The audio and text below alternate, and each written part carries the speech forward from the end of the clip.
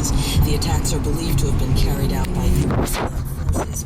At the same time, U.S. airstrikes continued against ISIS in Iraq, hitting targets southwest of the Kurdish capital, Erbil. Susanna George reports. The Pentagon says U.S. strikes over the weekend have destroyed vehicles and a fighting position used by Islamic State fighters. But despite more than a month of strikes like these in Iraq, the front lines with the militant group have barely moved.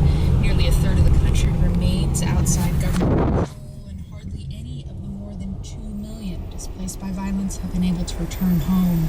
One Christian woman who identifies herself as being from a village outside Mosul is now living in a tent with 15 others in a church parking lot. She says initially she thought the airstrikes would push the militants back within days. Now she worries she'll never be able to go home. For NPR News, I'm Susanna George in Erbil, northern Iraq. India's new Prime Minister, Narendra Modi, is due to address a sold-out crowd at New York City's Madison Square Garden this hour. It's part of an effort to reach out to India's large diaspora in the U.S. Earlier at the UN, he blasted Pakistan for stalled discussions on Kashmir, the region both countries claim.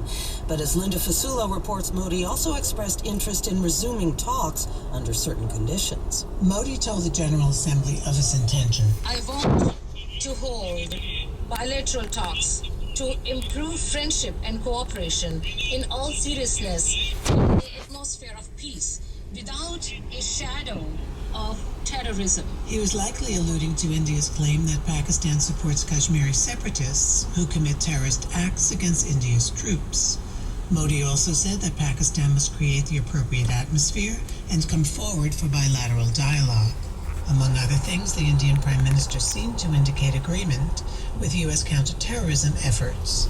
He also promoted yoga as a way to get connected to nature